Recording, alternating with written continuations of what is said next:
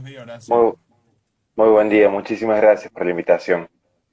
No, gracias a vos de todo corazón por estar hoy acá con nosotros en este programa, ¿no? Pro Vida las Rosas para Todos.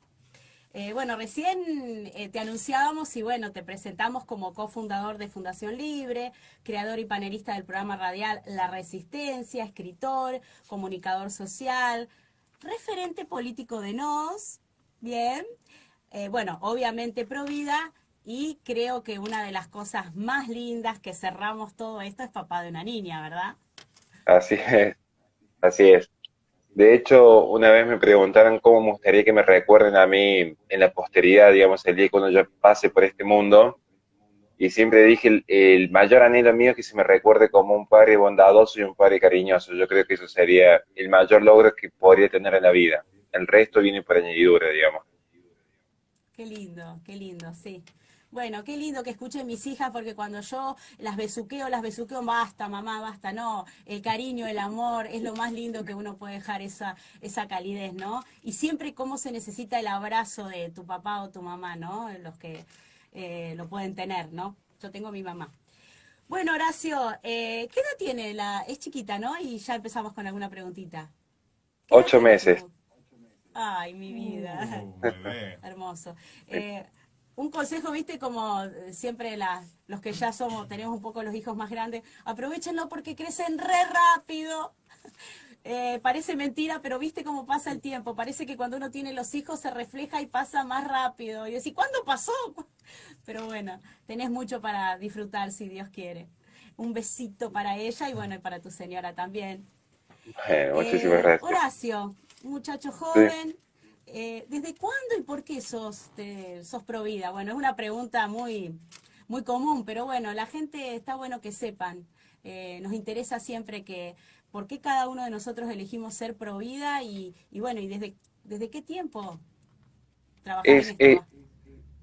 Es una pregunta súper compleja porque uno tiene que parar y diferenciar en cuanto a los valores, en cuanto al activismo, digamos. Y de hecho es una pregunta menos común de lo que se imaginan, ¿eh? Normalmente se preguntan, decir, bueno, si ustedes llegasen al Congreso, ¿qué harían o qué haces vos en el día a día con esta actividad? Pero raramente se pregunta por el valor de fondo. Yo sinceramente, si me pongo a pensar, y estaba haciendo memoria mientras usted me plantea la pregunta, es más, mientras yo voy respondiendo y estirando la respuesta, también voy pensando en la respuesta porque creo que siempre he sido pro vida, aún sin tener conciencia de esto al respecto. Creo que en el secundario, bueno, me crié en una zona muy particular y tuve una crianza muy particular, entonces en el secundario cuando estaban agarrando las piñas a tres chicos contra uno y yo me metí por el que estaba solo, yo creo que ya de ahí era pro vida, digamos. Es medio trágico lo que cuento, medio tragicómico si lo vemos ahora, pero siempre sentí ese impulso de estar del lado del más débil, digamos, o del chico que está disminuido, o del chico que está con todas las adversidades en su contra, y siempre tuve como ese impulso natural de querer decir, acá hay algo que está mal, no lo puedo justificar, soy medio bruto, no tengo los conocimientos, pero yo intuitivamente sabía que había algo que está mal. Esa simetría de poder a mí ya me chocaba un poco. Entonces yo creo que he sido pro vida desde chico, luego con los años y la formación, conociendo a gente muy valiosa en el camino, conociendo a gente muy valiosa en el camino, uno se da cuenta que no hay nadie más indefenso que la vida que está dentro del vientre materno.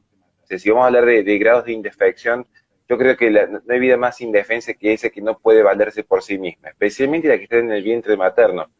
Porque encima, porque encima, si uno lo analiza desde un punto de vista psicológico, genera más empatía ver de repente un niño ya crecido, un niño de 5 años, por ejemplo, un niño con ciertos emergentes en su esencia, va a generar más empatía y va a tender más uno a protegerlo que a una persona que uno no ve. Este es un ejemplo que podríamos explicarlo desde la psicología social, pero esa es la razón por la cual es más factible que uno sienta cierta empatía o cierta tendencia a la solidaridad. Por ejemplo, con un mendigo a la salida de una iglesia donde uno lo ve, donde uno lo habla, donde uno lo puede palpar, a que si yo les preguntase hoy en este preciso instante, o me lo preguntasen a mí, si uno siente empatía o preocupación o cierta congoja, por ejemplo, con los niños en el África, donde si yo no lo googleo, posiblemente ni sepa qué está sucediendo. Por eso es muy complicada esta lucha pro vida, porque nosotros peleamos por defender una vida que no se ve. Porque en todo caso, uno cuando se manifiesta en favor, piénsenlo en las siguientes lógicas del progresismo. Si uno se manifiesta por la gente pobre, por la gente de cierta raza o la gente de cierta identidad sexual, en todo caso hay algo constatable. Después veremos las bases de esas peleas, que es un tema a discutir con todo gusto, digo, pero al menos hay algo tangible, es el famoso materialismo, hay algo tangible sobre el cual uno se puede asentar, pero en la lucha pro vida es dispareja porque uno está defendiendo entre 20.000 comillas algo abstracto. ¿En qué sentido? Que el vientre materno no es transparente. Es más, si fuese transparente, sería mucho más fácil esta lucha. Porque quienes promueven la agenda contraria a nuestra agenda celeste, ya sabrían lo que están haciendo. De ahí es que yo escribí hace tiempo atrás un ensayo sobre por qué en la posmodernidad se habla de violencia ecográfica. Claro, porque de repente el discurso de la posmodernidad colisiona con el relato. ¿Cuál es el relato? Un conjunto de células donde no hay nada. Nosotros venimos a demostrar con datos, decir, no, sí hay algo. O sea, algo hay. Después discutiremos las categorías filosóficas. Pero hay algo que late, hay algo que existe, hay algo que se mueve. Ahí está el tema. Esa es la realidad. Esa es la realidad con la cual estamos nosotros colisionando contra el relato. Pero, resumiendo ya la pregunta, sí, yo creo que he sido pro vida siempre, pero particularmente pro vida en esta causa celeste, yo diría que desde hace más o menos 10 años. Es cuando empecé realmente a trabajar y fue los años de estudio, de formación, y también de conocer, y por eso en algún momento lo voy a decir en algún momento de vivo, conocer a muchas chicas que tomaron decisiones que para nosotros no tomaríamos, y ver lo que generó en ellas. Trabajar con mujeres que han pasado por esta situación, por eso tengo como un sentido más marcado de misericordia, porque uno cuando entiende que no es la decisión más agradable, y ahí fue donde yo me empecé a interiorizar, ¿por qué están tan mal estas mujeres? ¿Por qué quedan tan mal? Si se supone que era un acto de libertad. Y eso me llevó a interiorizar, a conocer a gente como el doctor Albino, a conocer gente como Gómez Centurión hace poco, a conocer gente como Agustín Laje cuando armamos la fundación. Entonces fue como un camino de ida, básicamente, y que seguimos aprendiendo día a día. Sí. Sí, y qué lindo, ¿no? En este camino de ida, como vos decís, como uno nos vamos conociendo unos con otros y como compartimos esta forma de pensar, ¿no? Eh, sí, no, el doctor Albino, no hay forma de que podamos entrevistarlo, quedó muy dolido de lo que le pasó en el Senado, suelo hablar con él por WhatsApp, ¿no? Y ahí es donde pienso en este movimiento, el que está en la vereda de enfrente, claramente nuestro, ¿no? Y cuando vos hablas de la misericordia, ¿no? Vos decís que desde que tuviste tu hija, lo comentaste en uno, bueno, porque nosotros siempre seguimos un poco en la semana al entrevistado para conocerlos un poco, que cambiás y hablas más de la misericordia, sí, porque claramente que el movimiento feminista creo que se divide en dos partes, ¿no? En las chicas, como vos decís, que también nosotros conocemos, que a veces toman, yo digo, hay que tener ojo con las palabras que uno dice, porque uno nunca sabe por qué llegó a tomar esa decisión. Y al contrario, tiene que ayudarla a salir adelante y a pensar que esa decisión no la va a tomar más. Y bueno, y está claramente los ideólogos, como decís vos, que ahí es donde hay que preocuparse, por los ideólogos, no por las chicas que repiten, ¿no? Y esas chicas por ahí que repiten, hay que ayudarlas a que tengan otra perspectiva, ¿no? Qué lindo que hace, lo que decís vos, que hace más de 10 años que compartís con chicas que le han pasado, y bueno, y seguramente después de hablar con vos o con gente provida, dirían, no lo haría de nuevo, ¿verdad? O no lo hubiese hecho. Exactamente. Sí, ese Y es un es, y trabajo muy bueno que hay que hacer, hay que estar cerca de ellas, como en 0800 y demás. de hecho, hoy mismo sale la entrevista que le hago a la fundadora de la red 0800 Provida. Ajá, Hoy mismo sale, y eso es una entrevista bastante emotiva. Pero es como siempre marco en este sentido de misericordia. Miren, nadie, yo acá lo voy a dejar como modestia aparte, digamos, pero sí, nadie ha sido más duro en el sentido de la objetividad, en este sentido de un discurso deontológico, nadie ha sido más crítico del utilitarismo, al menos lo que yo conozco de la derecha, que yo y alguna gente muy cercana a mí. Yo soy una persona que siempre va a decir lo que está bien y lo que está mal está mal. O sí, sea, Si existe el gris, como muchos dicen, no, porque existen los grises. Yo digo, no, esperen, si existe el gris porque previamente existía el blanco y el negro. Quiere decir que las categorías de blanco y negro eran accesibles para la razón humana. Pero eso no quita que uno como conservador tiene una marcada tendencia al empirismo y al realismo político. Porque el conservador en esencia no es ideólogo, sino es que esencialmente empírico. Se fija lo que realmente sucede en el mundo, básicamente. Eso en términos de Miklos Lukács. ¿Por qué digo esto? Porque si uno es realista, uno sabe que existe el bien y el mal, pero también sabe que hay cosas que no son lo mismo, no son lo mismo. Un poco lo que yo había hablado con Evelyn de la red de 0800 es un poco esto. Bien, le voy a dar un Sí. ejemplo concreto para que no hablemos en abstracción porque es toda la mañana y la gente se nos va a dormir. Miren, yo conozco una chica que a los 8 años fue abandonada por la mamá, porque la mamá, con, bueno, en este momento la madre de esta chica de 14 tiene 29, o sea, calculen que la mujer esta quedó embarazada a los 15. ¿Bien? Esta mujer de 29 años, militante de un espacio feminista muy conocido en Córdoba, no puedo dar nombres por una cuestión legal, esta mujer de 29 años, para irse, entre comillas, a bailar y a hacer, tener sus salidas con algún chico, dejaba a su hija con 8 años en una plaza donde iban los vecinos a darle comer, le ofrecían una habitación o le daban contención durante semanas. Esta chica llega a nosotros en una red de contención porque quería había quedado embarazada y quería tener al hijo. Lo quería tener. El chico de 16 años trabajaba y dijo, bueno, yo a la salida del colegio estoy trabajando en negro en una zapatillería para hacer unos pesos extra y comprarle una cuna a mi hijo. O sea, chicos de 14 y 16 años con una conciencia propia muy marcada, una responsabilidad muy alta con esa edad. Y son situaciones trágicas, porque son gente de muy bajos recursos. ¿Qué pasó? La madre, que nunca estuvo con la hija, de repente para que la hija aborte, sí se quedó al lado de la hija a presionarla y obligarla a abortar. Es una situación trágica. Cuando yo, el último contacto que tengo yo, porque después el acompañamiento lo sigue otra chica, dice, estoy como muy triste por lo que pasó, pero a su vez estoy como contenta porque por primera vez en mi vida supe lo que es estar 24 horas cerca de mi mamá. O sea, se pierde una vida a cambio de que una chica con 14 años sepa lo que es tener un día entero a su madre cerca. Es muy trágico lo que sucede. A lo que voy yo es, no es lo mismo. No se puede juzgar y medir con la misma vehemencia una Victoria Donda que con todos los conocimientos que tiene ha hecho toda una vida parasitaria en el Estado, que una chica de 14 años que tuvo que tomar esa decisión para saber qué se siente tener cerca a la madre, durante un día nomás, durante un día. Entonces, insisto, no se trata de ser tibios, no se trata de tener un discurso mediocre, se trata de entender la realidad. No es lo mismo la gente que es pro vida, porque simplemente está haciendo campaña, porque simplemente detesta a los progresistas, que la gente que realmente siente ese sentido de misericordia y caridad con la gente que está sufriendo. No es lo mismo. Como no es lo mismo los ideólogos, como muy bien marcó usted, que es un concepto excelentísimo que ha dado, los ideólogos no son lo mismo que aquellos que simplemente se les ofreció eso y no tuvieron otra alternativa en la vida. Por eso yo insisto que muchísimas veces le va a pasar a ustedes, me pasa a mí, le pasa a mucha gente, que cuando uno empieza a entender la realidad, automáticamente van a venir las críticas, pero no la crítica del espacio del frente, muchas veces son críticas dentro del propio espacio.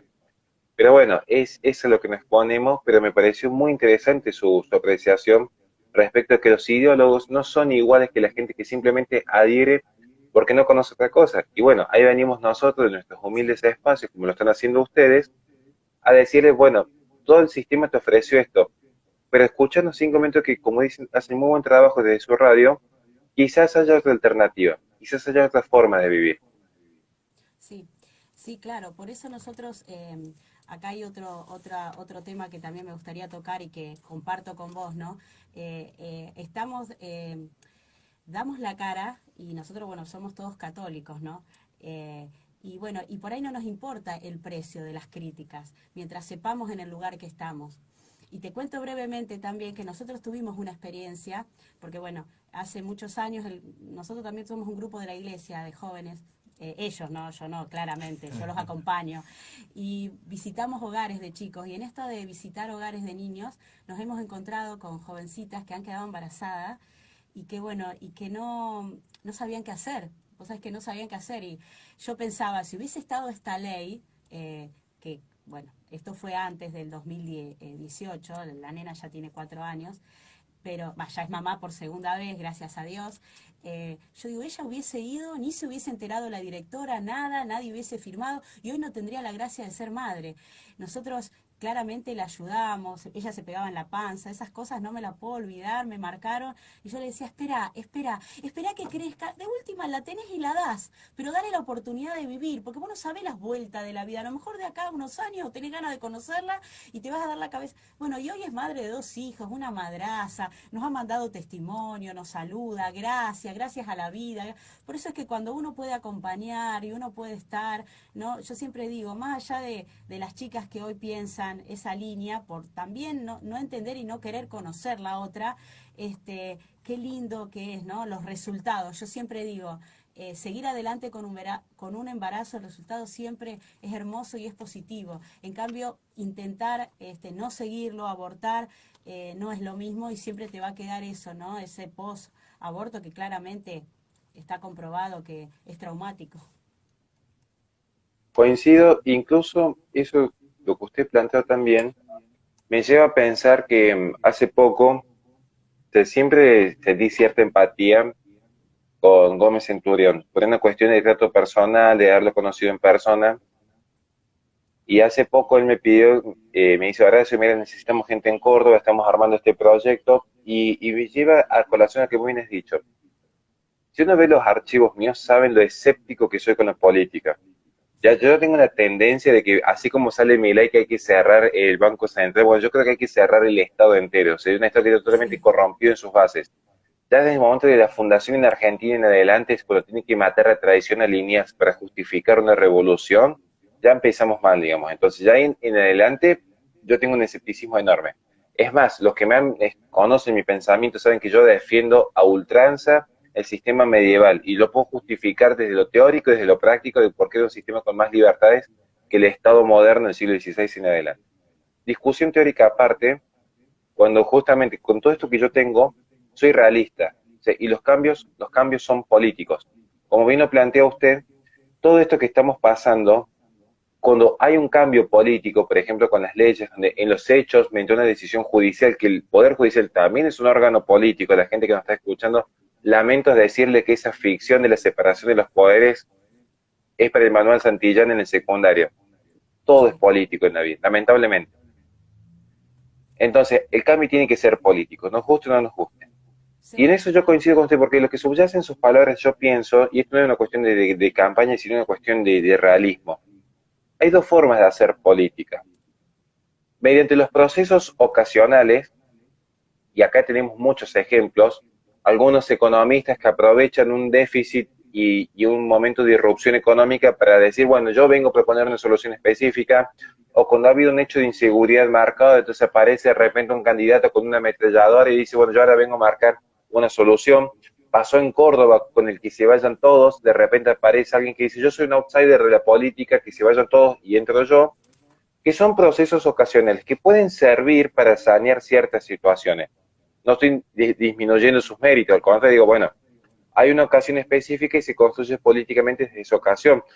De hecho, en gran medida muchos espacios pro vida también han sido ocasionales porque han surgido luego de que se abrió el debate por sí. la legalización. O sea, el activismo en las calles también, eso también es un proceso ocasional. Por eso no es restar importancia, es entender. Eso es un proceso ocasional. Cuando yo hablo con Juan, que es más accesible y de hecho es más cariñoso de lo que muchas veces lo ven así en la tele, hay que conocerlo en persona, que Horacio, disculpa que sí, te corte, nosotros lo entrevistamos, está sí, fíjate en nuestro canal de YouTube y nos sigue y prometió volver, o sea, cada tanto nosotros lo vamos a estar jorobando para charlar un ratito con él. y es Tenemos muy mucha accesible. empatía. Y con él hablamos de que nosotros lo que estamos tratando de hacer es que independientemente del NOS, independientemente del Sí, partido como figura legal, es construir procesos virtuosos. Porque el exacto. proceso virtuoso es mucho más arduo, es mucho más largo, es mucho más anónimo. Porque posiblemente, y para que vean lo que es un proceso virtuoso, su radio es un proceso virtuoso. Su radio es un proceso virtuoso, no es un proceso ocasional. Porque posiblemente mañana quizás nadie se acuerde del nombre de usted o de su compañero, quizás mañana nadie se acuerde cómo se llamaba la radio, quizás mañana la radio no lo puedan sostener. Yo tengo una radio, sé lo difícil que es pagar el alquiler a fin de mes. O sea, sabemos que es una lucha constante y por eso siempre apelamos a la caridad privada. Pero le puedo asegurar que ustedes no se van a dar cuenta que es como la famosa teoría del caos y la mariposa, que en parte es cierto, más de que yo estoy en contra de la posmodernidad, pero quizás el mensaje que ustedes dan hoy le llega a una persona y esa persona se siente motivada a trabajar con otra persona y esa persona transmite su mensaje a su hijo que genera de repente una organización que empieza a crecer. Uno nunca sabe a dónde llega. De hecho, y como ustedes mencionan que somos católicos, piensen de la siguiente forma con un proceso virtuoso. Uno tiene que vivir creyendo que la propia vida que nosotros llevamos, quizás sea el único punto de encuentro de cercanía que tenga alguna persona alguna vez en su vida con una Biblia. Entonces hay personas que jamás van a conocer la gracia de Dios, que jamás sí la van a conocer, pero digo, nunca van a tener la posibilidad de acceder en forma tajante a lo que es la Biblia, el conocimiento de Dios, lo que es el conocimiento de las virtudes. Entonces uno tiene que vivir de tal manera que si una persona que es atea nos conoce, diga, bueno, esto representa la fe en Dios. Eso es un proceso virtuoso. Eso es lo que se intenta construir. Por eso yo valoro muchísimo la creación de nuevos espacios. Cuando nosotros hablamos de batalla cultural, no es simplemente un eslogan para la Fundación Libre y que bueno, ahora tenemos el eslogan armado. Es entender que estamos construyendo procesos virtuosos que permitan a las futuras generaciones tener una estructura de ideas y de acciones que le permitan repeler la avanzada del globalismo, del progresismo internacional, las ideas que han, y en realidad, si vamos a hablar en serio, todo lo que nosotros estamos combatiendo no son ideas autóctonas, son todas ideas foráneas. Nosotros lo que estamos combatiendo contra la agenda que combatimos, no son ideas que surgieron en el seno de la Argentina y que, bueno, es una discusión política. Por eso es importante la construcción de todos estos espacios, tanto culturales como políticos, porque estamos enfrentando gente financiada internacionalmente con un proyecto geopolítico. Por eso es muy gracioso cuando uno debate con algunas feministas, porque uno le empieza a mostrar los datos y ellas se quedan como, no, porque se trata de la libertad sobre el propio cuerpo, y le digo, sí, sí, más allá que no tiene argumento lo que estás planteando, pero fíjate de dónde vienen todas estas ideas, y vas a entender que esto es un proceso que ya se viene gestando en 1916 en adelante. Exacto. Pero aparte, Horacio, claramente llegamos hasta un punto hoy en el 2020 que hace años venimos retrocediendo.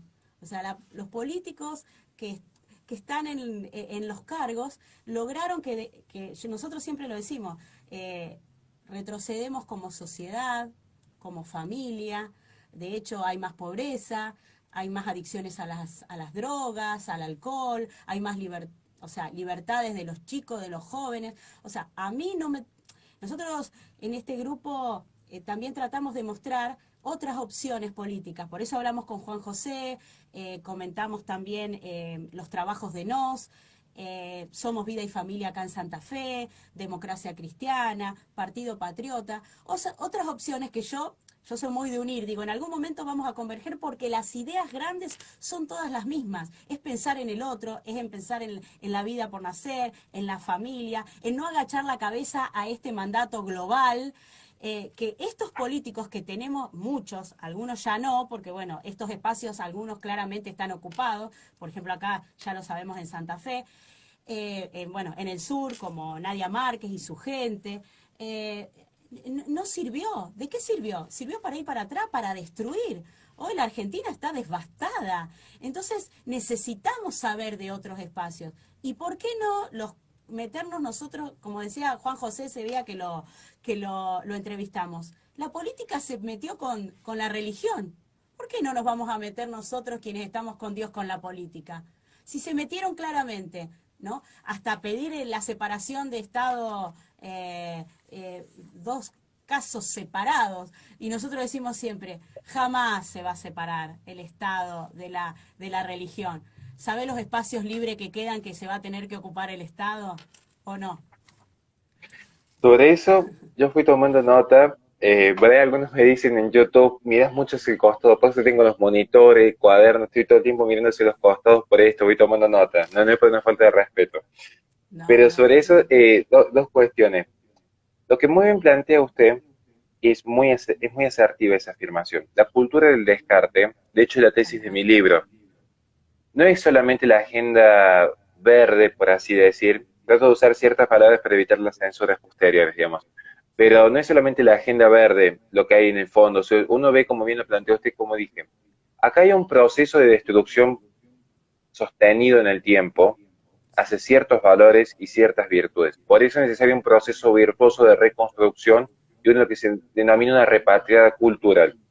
Uno cuando lo ve que tenemos chicos, que no nos vamos a hablar solamente de Argentina, pero uno cuando Sí, ve que tenemos niños famélicos en el norte argentino, luego tenemos fenómenos que esto implica una destrucción del lazo familiar porque está cada uno mendigando por fuera del hogar los bienes necesarios para la subsistencia.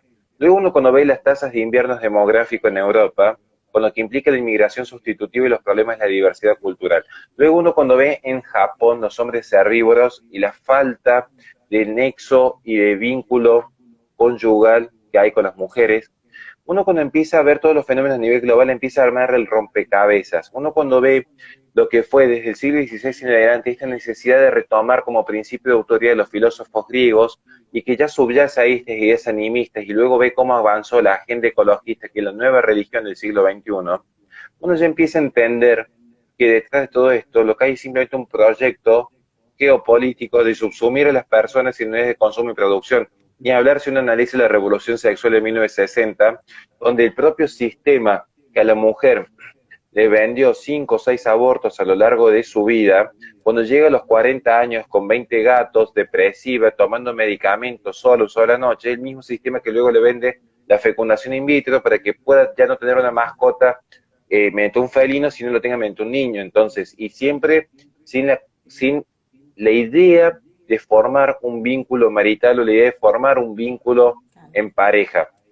Y muchos me dirán, bueno, pero es una forma de familia. Y yo le diría, sí, hay muchos tipos de familia en términos sociológicos. De hecho, es parte de mi ensayo cuando hago la comparativa con el sistema de Medio Oriente, donde ellos en base a una especulación de pastoreo generan justamente lo que es la poligamia y nosotros tenemos un sistema monogámico y exogámico. Pero luego cada uno sabrá cuál es la mejor forma en la que evoluciona la sociedad en base a este núcleo de familia, porque no en vano la familia es el núcleo de la sociedad. Y eso se traduce en el sistema jurídico y el sistema cultural. Hay que ver, bueno, cuál tipo de familia favorece más la vida, el orden y la propiedad. Vamos a ver, muchos me contraargumentarían luego, me contraargumentarían válidamente, decir, bueno, entonces tu tesis es utilitarista, ya te separas de lo deontológico. Yo diría, no. ¿Por qué? Porque el utilitarismo va a buscar siempre la satisfacción por el placer, que es casi rozando algunas tesis al hedonismo, cuando mi tesis es eminentemente aristotélico-tomista, que tuvo la particularidad de Santo Tomás de Aquino, que es fusionar justamente la idea deontológica, lo que está bien y el mal, traducido en las ideas de utilidad. Entonces no puede ser utilitarista porque parte de una base de que lo bueno, bello y cierto es objetivo. Eso respecto a la cultura del descarte. Seamos cuidadosos con descartar la vida humana, que no es solamente descartar la vida humana del niño por nacer, sino también del niño ya nacido, las familias, los ancianos, porque acá del tema de la eutanasia También. no se habla muchas veces y es la potestad del Estado finalmente para regular el inicio y el fin de la vida humana. Cuidado que viene por atrás la agenda. El tema de querer llamarle a lo bueno malo y lo malo bueno implica Sí, también no entender cuál es la ontología del matrimonio, el matris munus o la unión a través de la matriz. O sea, hay una serie de cuestiones que la gente no se da cuenta, pero que paulatinamente es en desmedro de todos los vínculos sociales. Y en esto yo soy bastante crítico, no solamente de la izquierda, sino de cualquier espacio que atente contra estos valores. Porque a veces dicen, ah, bueno, solamente la izquierda es mala. Cuidado, cuidado que Open Democracy, que es el portal oficial de Open Society, fue que en plena pandemia salió a decir que la familia, la familia tradicional, ya era una amenaza para las libertades y que si algo había quedado al descubierto en plena pandemia es que era la oportunidad excelente para que el individuo se realce, el individuo se refuerce a sí mismo y sacarse de encima estas viejas instituciones vetustas. Por eso, cuidado con cualquier discurso reduccionista, que el humano es más complejo de lo que pensamos. Y respecto a la religión, como muy bien marca usted, insisto, no toda la gente del pañuelo rojo comunista se puso el pañuelo anaranjado. Que mucha gente que andaba con el pañuelo amarillo en más de una ocasión se puso el pañuelo anaranjado también. Porque acá dicen hay que separar la iglesia del Estado. Y esto es un invento más propio de una revolución, entre comillas, liberal que de una revolución bolchevique. Ojo, ojo, porque esta idea de separar iglesia del Estado, primero que tiene un error anacrónico porque no saben lo que fue el proceso de Rivadavia de 1822 en adelante, cuando se le confisca el diezmo y las tierras a la iglesia. O sea, ya de por sí. Entonces aparece la compensación económica, el artículo 2 de la Constitución Nacional, que es una compensación económica, que en un momento donde no existían las reglas económicas como existen hoy, no había cómo calcularla, entonces se dispensó de esa manera. O sea, hay que conocer de historia para decir, no repetir por ahí, que si no, que mis impuestos te financian tu iglesia. No, bueno, entonces devolver todo lo que se llevó el Estado y estamos de acuerdo. O sea, si vamos a defender la propiedad privada, hacemos coherente. Pero detrás de esto hay que tener el proceso, digo, siempre hay que tener los procesos. Si uno no entiende las estructuras, no va a entender finalmente las causas. ¿Cuándo surge el pañuelo anaranjado y la causa esta de separemos la iglesia y el Estado, así con toda la pantomima que se ve en los medios? Cuando pierden el debate en 2018. Porque se dieron cuenta que aún con todo el financiamiento internacional, había una sociedad que seguía conservando ciertos valores elementales. No robarás, no violarás, no mentirás, no matarás. Entonces, si yo tenía un problema de estructura moral, tenía que justamente socavar las bases morales. Una base moral que era eminentemente deontológica, entiéndase, de moral objetiva. Entonces tenía que financiarse todo un sistema que dijesen, separemos iglesia del Estado, pero no era la cuestión del presupuesto, que es ínfimo, que ya está recontra desmentido, y que encima la iglesia ya renunció. Era separemos la moral. Por eso muchas veces uno cuando le quiere debatir estas cuestiones a cualquiera del otro espacio, ¿qué es lo que dicen? Vos lo decís porque sos católico. Y claro, es decir, allá de todos los errores argumentativos que hay en el medio, lo que se busca en el fondo es decir, tus valores no me los impongas. Claro, pero en el medio, esta es la paradoja, como la famosa paradoja de la tolerancia de Popper, digamos. Este es lo paradójico. Porque ellos dicen, ustedes que creen en Dios no impongan sus valores. Y yo le digo, bueno, ¿y quién va a imponer los valores? ¿Vos que sos un iluminista racionalista del siglo XVIII? Entonces, si vamos en esa lógica. No, porque vos crees en un Dios de fantasía. Bueno, fantástico. ¿Y vos en qué crees? En 132 géneros. O que hay un corazón que late, pero no es vida. O sea, y me venís a hablar de que nosotros creemos en cosas que no existen. Entonces, ahí está la cuestión de fondo. Por eso yo creo muchísimo en que no hay que tener miedo, y esto, bueno, no hay que tener miedo de que si uno cree en Dios, defenderlo desde la política. Porque de repente, muchísimos cristianos que en tiempos pretéritos estaban dispuestos a morir en los leones antes que pisar el crucifijo y decirle al César, sí, yo claudico en mi fe porque mi fe es el Dios Estado y el Dios Razón. Muchísima gente que está dispuesta a dar su vida como los mártires, y no nos vayamos a los cristianos primitivos. Sacheri Oyenta, en plena subversión marxista, no en vano la iglesia ha sido siempre atacada. En cada revolución, desde la Revolución Francesa, Revolución Bolchevique. O sea, ¿por qué?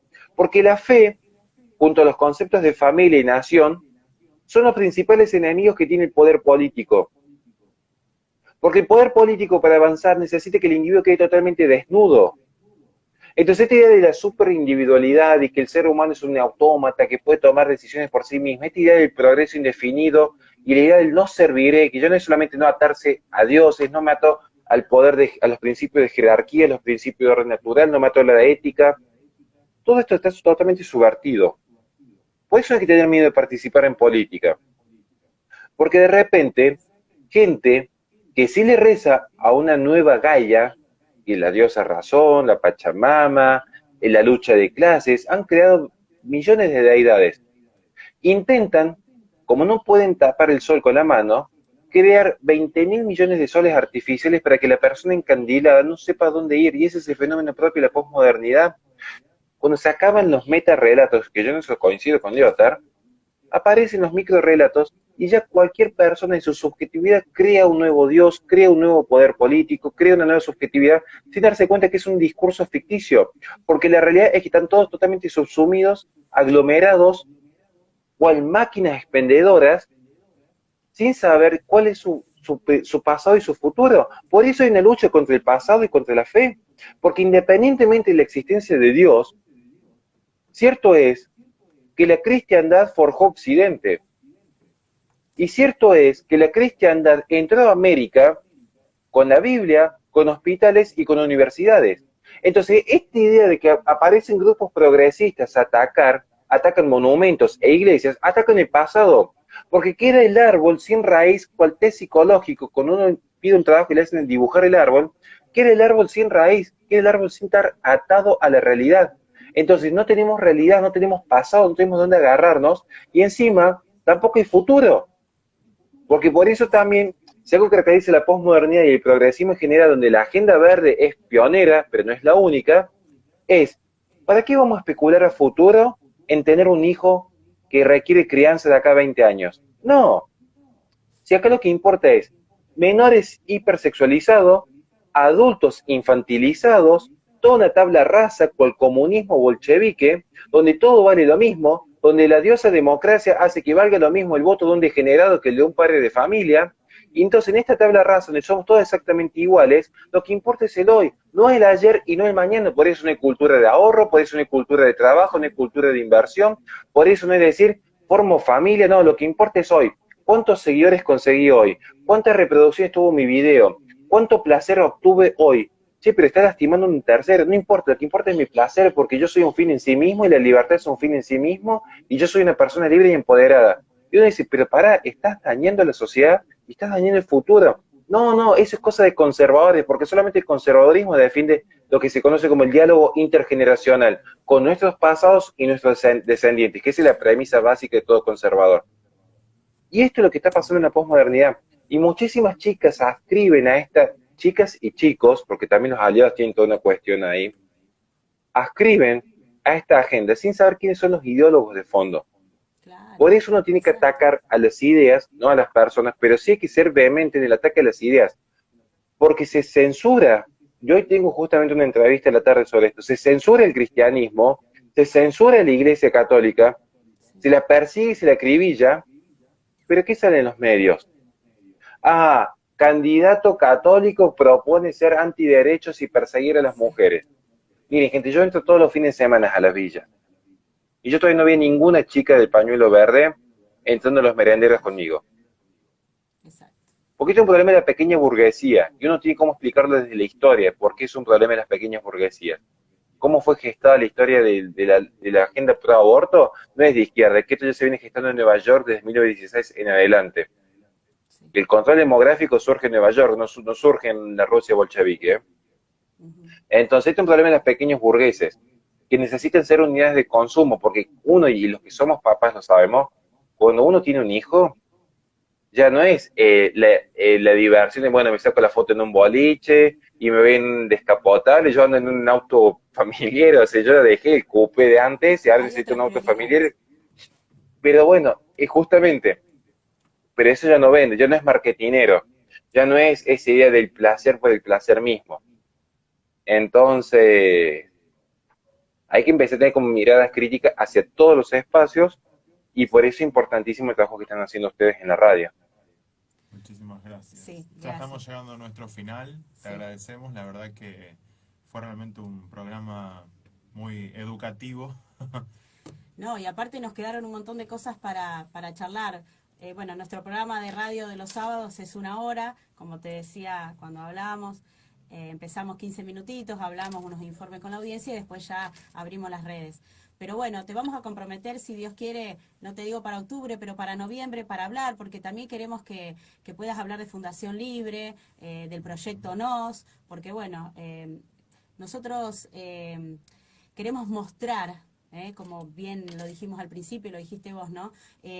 Las nuevas posturas, que hay otras opciones, que la gente sepa que hay otras opciones. Entonces, bueno, también nos interesa que nos comentes por qué entraste en el movimiento, no, si bien, bueno, hay cosas claras que ya sabemos, algunas ideas, que percibí, que también nosotros claramente nos ayornamos y las compartimos, las defendemos, las acompañamos y también las mostramos.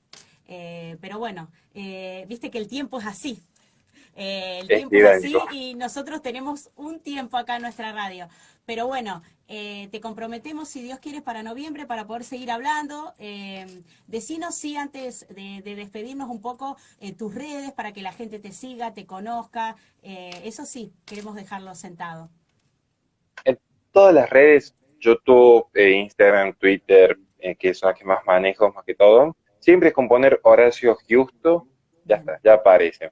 Y te digo una cosita muy rapidita, porque la sí, pregunta respecto a NOS es rapidísimo, es, mire, sí, ¿por qué estoy en NOS? Porque soy realista. Y yo sé que los cambios van a ser cambios políticos. Entonces, no va a haber un cambio por fuera de la política. Lamentablemente, para bien o para mal, es así. Entonces hay que es así. involucrarse y porque yo creo, lo conozco personalmente a Gómez Centurión, tengo muy buena llegada con él y sé que él está convencido que este es un proceso virtuoso y me parece que es sano acompañarlo. Exactamente, Bueno, por supuesto. Nosotros también lo compartimos y por eso también estamos siempre a la vanguardia y atentos a cada cosa que desde no surge, como te decíamos, como los demás partidos que comparten gran parte de nuestras ideas para poder mostrarlas y acompañarlas. Porque el fracaso anterior no lo queremos más, queremos la nueva república que realmente surja, ¿no es cierto?, de esto, ¿no? Desde pensar en el otro, desde la defensa de la vida. Pues si vos no defendés el primer derecho que es la vida, no tenés convicciones de este tipo y no queremos más los que se agachan la cabeza y se compran y eso. La verdad que como pasó esta semana, ¿no? Con esta remoción de los jueces, estamos cansados de esto, nos da un poco de... Estamos hasta el hartazgo de todo esto. Entonces queremos, y ustedes que apuntan mucho con Fundación Libre a los jóvenes, hay mucho por hacer. Y bueno, y acá vamos a estar para seguir mostrándolos, Horacio.